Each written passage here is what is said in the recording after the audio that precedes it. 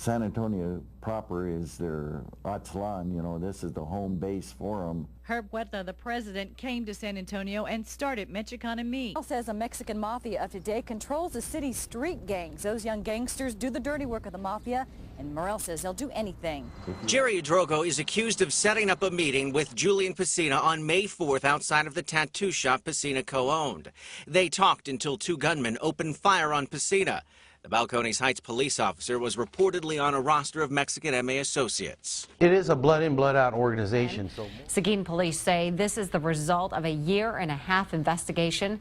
Officials describe the gang members they arrested as treacherous and violent. Today, local law enforcement announced a major blow to the gang's Central Texas leadership, including a connection to a 2010 in Hays County. Texas has two worlds running at the same time: the everyday life most people see, and a hidden system of prison politics, street pressure, and reputation that can reach far beyond the walls. At the center of that second world is the Texas Mexican Mafia, a prison-based organization that emerged in the early 1980s and, according to law enforcement, evolved into a statewide network built on rules, tax collection, and discipline, with influence carried through intermediaries, coded communication, and outside associates.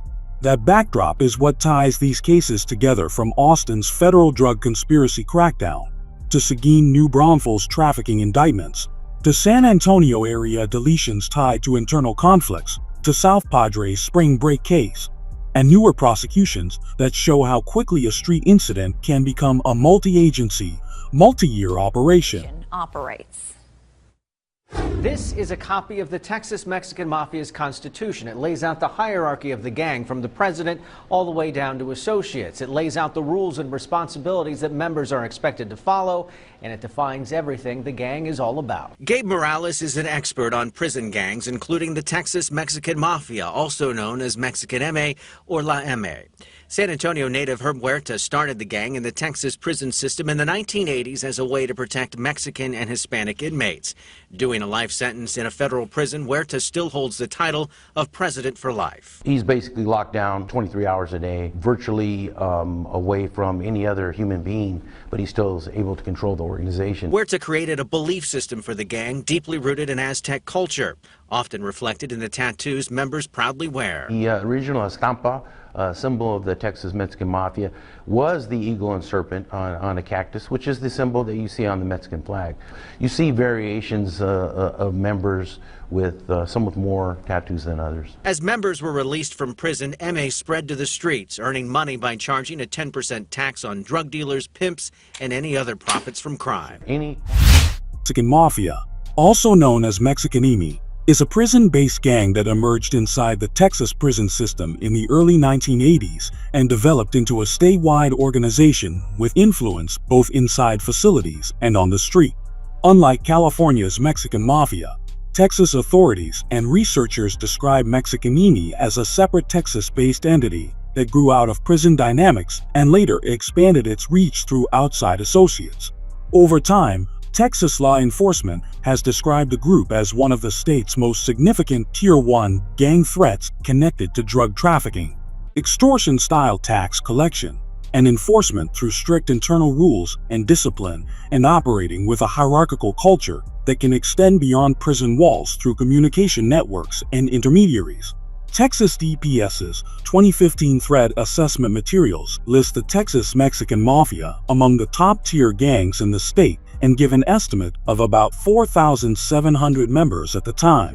According to a criminal complaint filed today, Reyes is accused of 3 high-ranking members of the Texas Mexican Mafia who had been removed from power after being accused of mishandling approximately $60,000. The victims have been identified as Mark Anthony Bernal, a captain in the Texas Mexican Mafia, Carlos Chapa, a general, and Johnny Solis, the lieutenant of lieutenants. All 3 were killed by Reyes back in December 2013. Reyes told investigators he was involved in those when he went to SAPD investigators earlier this month after he was the target of a failed hit by the Texas Mexican Mafia. He was shot in that attack but survived. He told investigators the bodies of those victims were set on fire and buried in shallow graves in Pearsall, and that's where they were recovered.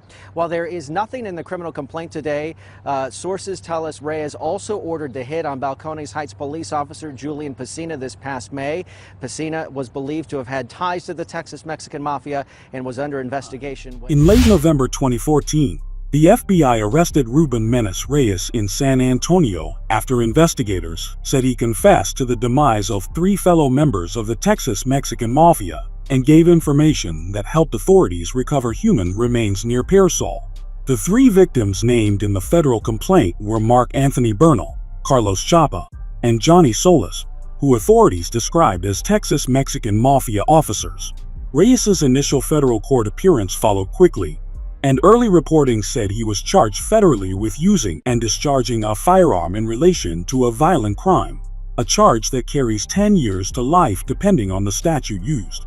As the federal case developed, prosecutors broadened the allegations beyond the first 3 deletions. DOJ later described Reyes as a high-ranking TMM figure, lieutenant of lieutenants, and said he ultimately pleaded guilty in July 2016 to all federal charges, including counts tied to violent crimes in aid of racketeering and firearm offenses, accepting responsibility for the deletions of 4 TMM members and Balcones Heights police officer Julian Pesina. A federal judge gave Reyes 5 consecutive life sentences in federal prison. That outcome is the clearest, where it ended the point for the main defendant in this storyline, moving from the 2014 confession arrest phase into a racketeering-era prosecution that ended with life terms after a guilty plea. Exactly 1 year and 1 month after Julian Pesina was ambushed in a car, a federal indictment was handed down against one of the accused. I'm innocent, man. That's all y'all want, man. Jesse Santibanez arrested by federal agents today. He was first arrested by police in September. Also in custody, Jerry Drogo and Alfredo Cardona. The 3 were charged in state court until this week when the case was turned over to federal prosecutors. When Drogo was arrested, it was the first time documents linked Pesina to the Texas Mexican Mafia. Pesina's name had been found in a ledger during a drug raid. He was listed under associates of the gang. The new indictment says Pesina didn't just claim membership, he also sold drugs and paid the dime. That's the 10% street tax dealers must pay to the Texas Mexican Mafia. This time it appears the gang was in the dark. Court papers say they didn't know Pesina was doing double duty, working as a police officer in Balcones Heights until they saw his Facebook page. Court documents, part of the federal government's case against Alfredo Cardona and Jesse Santibanez, revealed Julian Pesina's May 2014 execution was planned well in advance. The documents state Pesina claimed to be a Texas Mexican Mafia member who had not reported to the gang in 6 years. For that, he was fined $6,000. Pesina then allegedly reported to the Northside Texas Mexican Mafia leadership, including Gang Sergeant Jerry Drogo and Lieutenant Ruben Reyes. The government contends Pesina began selling drugs to Mexican Mafia members. The documents state Drogo once took Pesina with him to collect the dime, which is a street tax to drug dealers, and one of those drug dealers identified Pesina as a cop. Pesina gave 2 different stories on how he became a member of the gang and his tattoos associated with the gang, which he proudly displayed on his Facebook profile. Those tattoos began raising the suspicions of Pesina's fellow officers, who took their concerns to their chief. Reyes passed the information on to his superiors, who ordered Pesina. Reyes told Drogo to put a team together for He tapped Cardona, a gang prospect, and Santibanez, a member in bad standing who owed a favor, to be the gunmen. The 3 men studied Pesina's routine and even dug a hole in which to bury him before shooting him. On the night of the documents say Drogo called Pesina to arrange picking up his weekly dime payment.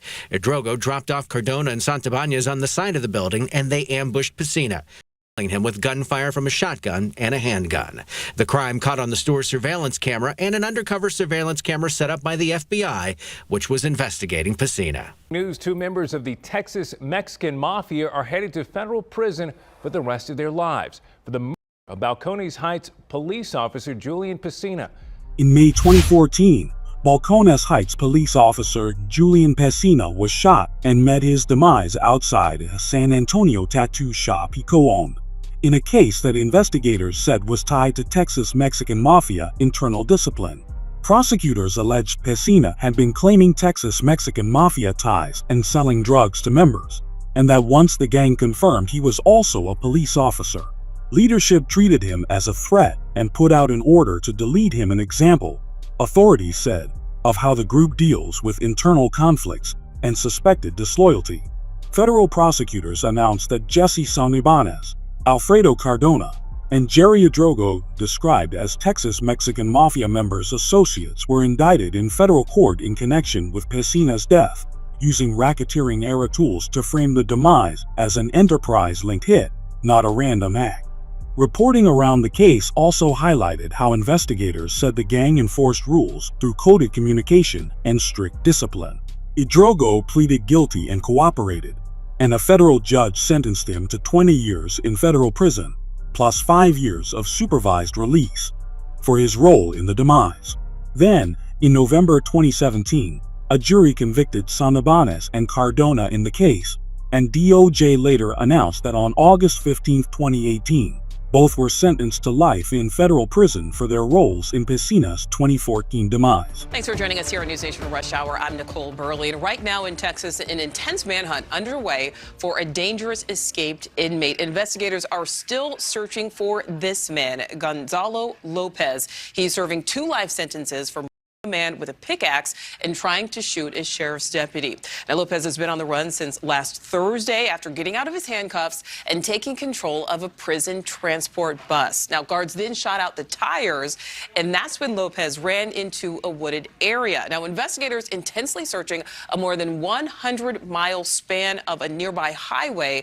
And over the weekend, News Nation learned Lopez does have ties to the Mexican Mafia as well as gangs here in the U.S. Officials telling our Brian Enton that this escape was planned, and it is possible. With Lopez's gang affiliations, there was a car following that prison transport bus, which then picked him up. But investigators say it's far more likely he's actually still hiding in this area. Murder.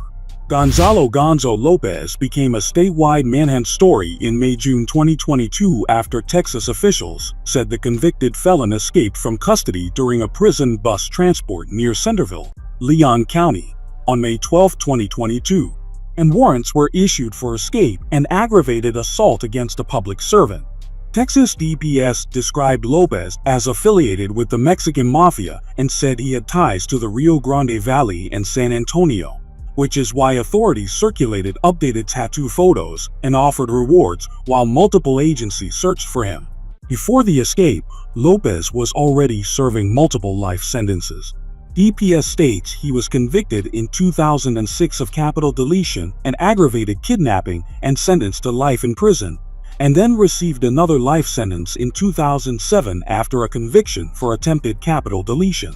During the manhunt, authorities later said Lopez was suspected in the demise of 5 people from one family in Leon County on June 2, 2022, and that the same day law enforcement located him in Jourdanton, Atascosa County, where he was met his demise during an encounter with officers. Because he died that night, there were no new trial sentences for the June 2022 deletions. His sentence, in the legal sense, remained the life terms he was already serving. Suspected members of the Texas Mexican Mafia. Police say they're known for trafficking drugs in Austin. Police confiscated everything from cars to large sums of money Friday morning, but investigators say it's the drugs they took off the streets that will have the biggest impact. Police tell us they arrested 15 members of the so-called Mexican Mafia, including several of the gang's leaders. And even though the raids happened in Guadalupe County, police say the gang's ties extend into Austin and beyond. Say the Mexican Mafia sells drugs in towns all across Central Texas. Investigators say it's not the end of the gang, but their ability to operate is significantly diminished. Crimes reached into the Austin area as well, like the 2004 killing of a man at a South Austin apartment complex. Back in 2010, a traffic stop in New Braunfels turned into a murder case. When deputies checked the bed of a pickup truck, they found a man's body wrapped in plastic. In Seguin and New Braunfels, Texas, the April 15, 2016 bust was a multi-agency takedown tied to a federal drug trafficking indictment against Seguin-based Texas Mexican Mafia members and associates. Federal prosecutors in the Western District of Texas said a grand jury indictment charged 11 defendants overall, and that day authorities arrested 8 and were still looking for 3. The feds alleged the group had been distributing drugs in the Seguin, New Braunfels area since 2010, and the DOJ said the raids produced major seizures. Tracy Lynn Lemley and Jeremy Carrico allegedly were killed by 2 members of the Mexican Mafia, Christopher Lee Sanchez, 34, and John David Mendoza, like Lori Beth Martinez, 23, who turned herself in Saturday. The victims' bodies then were dumped and set on fire. Lemley in a plastic garbage can in a Medina County cornfield, Carrico in a plastic storage container in another field in Nueces County. In June-July 2015, Medina County investigators said the deaths of Tracy Lynn Lemley and Jeremy Carrico were tied to suspects they believed had links to the Texas Mexican Mafia. Sheriff's investigators said both victims allegedly met their demise inside an apartment off Austin Highway in San Antonio. Then their remains were later found in separate locations in Medina and Nueces counties. Authorities publicly named John Mendoza Jr. and Christopher Lee Sanchez as wanted suspects initially, and said Lorabeth Christine Martinez turned herself in and was booked on a deletion charge. Within days, the case widened. The U.S. Marshals Lone Star Fugitive Task Force arrested Mendoza and Christopher Sanchez in San Antonio, and investigators announced a 4th defendant, Veronica Sanchez, had also been charged with the demise. Officials said motives appeared to involve a mix of drugs, gang activity, and jealousy, and early reporting noted prosecutors were weighing where the case would ultimately be tried because the alleged demise occurred in Bexar County, even though the recoveries happened elsewhere. Details in a Hays County homicide investigation. Police have arrested another suspect in connection with the 35-year-old Walter Capello. Johnny Gilbert Solis Jr. and Merecido Garcia Jr. of San Marcos and Eloy Davila Jr. of Wimberley were all arrested last week. But now a 4th suspect, 42-year-old Paul Tovar of San Marcos, has also been arrested. Well, earlier this month, police found Capello's body wrapped in plastic in the bed of a pickup truck during a traffic stop on I-35 in New Braunfels. 2 Texas Mexican Mafia members have pleaded guilty in a September 2010 deletion case that led to what law enforcement officials have lauded as the largest takedown of the ruthless prison gang in the Austin area. In late August, early September 2010, the death of Walter Capello turned into a high-profile Central Texas case after a New Braunfels patrol officer stopped a pickup on Interstate 35, and authorities discovered Capello's body in the truck bed. Hays County investigators said they believed Capello had met his demise somewhere in Hays County, and early reporting quoted the sheriff saying the victim and suspects had strong ties to the Texas Mexican Mafia, with federal agents involved from the start. Authorities initially arrested Johnny Gilbert Solis Jr. and Nemesio Garcia Jr. after the traffic stop, then arrested Eloy Davila Jr. days later, and later took Paul Tovar into custody in the Houston area. Early coverage said all 4 were charged with deletion and held on high bonds, while the investigation widened. By May 2012, Davila died while still in custody, and later court coverage noted the case kept moving for the remaining defendants. Investigators also treated the demise as part of a bigger gang and drug picture. In July 2011, the FBI announced that a federal grand jury indictment.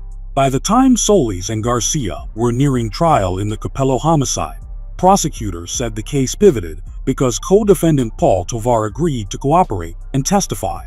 Solis, who had originally faced capital deletion, accepted a reduced deletion plea and was sentenced to 40 years. Garcia had a deletion charge dismissed and received 10 years for tampering with physical evidence with intent to impair a human corpse. Prosecutors also said they expected state charges against Tovar to be dropped because he was pleading to a federal charge in a sealed case. The life of a spring breaker from Dallas who was brutally beaten and nearly stabbed to death on South Padre Island. Rangel was charged with aggravated assault with a deadly weapon. He was first given a $20,000 bond that was later upgraded to $100,000. The investigation led to these men, and it revealed that the alleged attackers were way more than a group of vacationers. There's one common denominator amongst them all, and that is the fact that they all belong to a Texas prison-based gang. Initiation or not, the fact is the attack was so vicious that it paralyzed large crowds around Derek as they stood by watching as multiple blows and coolers came crashing down on Derek's head. Happened elsewhere. On March 17, 2012, Dallas student Derek Madrigal was attacked on the beach in South Padre Island. Investigators said the incident started as a confrontation involving a group of men harassing a woman, and that cell phone video helped police identify suspects. Madrigal was seriously injured and hospitalized afterward. A few days later, South Padre Island police arrested Michael J. Rangel and charged him with aggravated assault with a deadly weapon. Then the case widened fast. DPS and other agencies announced a larger multi-agency sweep tied to the attack, arresting multiple suspects they described as connected to the Texas Mexican Mafia and filing charges like aggravated assault and engaging in organized criminal activity. Not every arrest held up. Charges were dropped against Michael Villarreal after evidence surfaced supporting an alibi, and he was released from the case. Authorities arrested Felix Velasquez Jr., who had been on Texas's most wanted list in connection to the attack, and reporting said additional people had been charged overall in the case. After the criminal side became national news, there was also a civil chapter. Madrigal later sued event resort-related parties, and local reporting said that lawsuit was settled, amount not disclosed. The FBI says it's one of the most dangerous prison gangs in the country. Today, local law enforcement announced a major blow to the gang's Central Texas leadership, including a connection to a 2010 in Hays County. Their criminal records are long. Their gang is powerful. The East Los Angeles-based gang with connections to Mexican drug cartels is run like the military, according to the FBI. They have a leader who is in federal prison in Colorado. They have a constitution, and you must someone to get in, and you don't get out until you're dead. Now these 17 local gang members are locked up for a combined time of 309 years. Their leader, Captain Flores, as he's known, will spend 25 years behind bars, but according to the FBI, there are plenty of gang members ready to step up and fill their shoes. Demise. In Central Texas, Austin Crackdown wasn't a single incident bust, it was the closing chapter of a long federal drug conspiracy case authorities tied to the Texas Mexican Mafia. Investigators said the conspiracy stretched back to April 2009, moving multi-kilo quantities of Coca-Cola and H, and they built the case as a network operation. Who supplied, who distributed, who enforced, and how the money moved. The takedown phase began when the FBI and partners unsealed the indictment on July 14, 2011. That morning, agents executed 14 search warrants across Austin, Seguin, and Pflugerville, seizing guns, cash, and suspected drugs. The FBI said 16 members and associates were arrested on the federal drug charges and warned the exposure was severe, 10 years to life if convicted. On Saturday, November 18, 2017, agents assigned to the Weslaco Border Patrol Station arrested a Salvadoran national as he attempted to illegally enter the United States near Pharr, Texas. While being interviewed, the man admitted to being a member of the Mara Salvatrucha gang, also known as MS-13. The following day, Kingsville agents interdicted his smuggling attempt at the Sarita checkpoint. During processing, it was revealed that the illegal alien being smuggled is a member of the Mexican Mafia, a gang known for narcotic trafficking, extortion, and murder. The 41-year-old man, who Lubbock law enforcement officials believe is a high-ranking member of the Mexican Mafia in the hub city, pleaded guilty Thursday to federal drug charges in connection with a multi-agency investigation earlier this year. In Lubbock, a multi-agency investigation led to federal drug conspiracy charges against Thomas Vasquez Jr., described by local law enforcement as a high-ranking Texas Mexican Mafia figure in the city, and Stephen George Montez. Prosecutors said confidential informants set up controlled buys in early March, starting with a deal arranged for 5 ounces of meth for $3,000. Investigators arrested Montez when he arrived at the meet location, and a search of him and his vehicle reportedly recovered about 171 grams of meth and a .45 caliber pistol.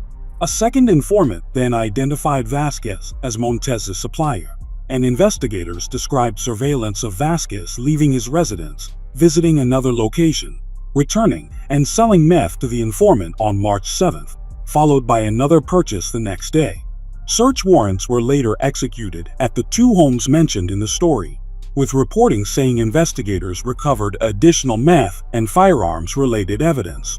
Rocky Anthony Gomez, described by prosecutors as a confirmed Mexican Mafia, Texas prison gang member, was sentenced in Montgomery County, Texas after a jury found him guilty of possession of a controlled substance with intent to deliver and unlawful possession of a firearm by a felon.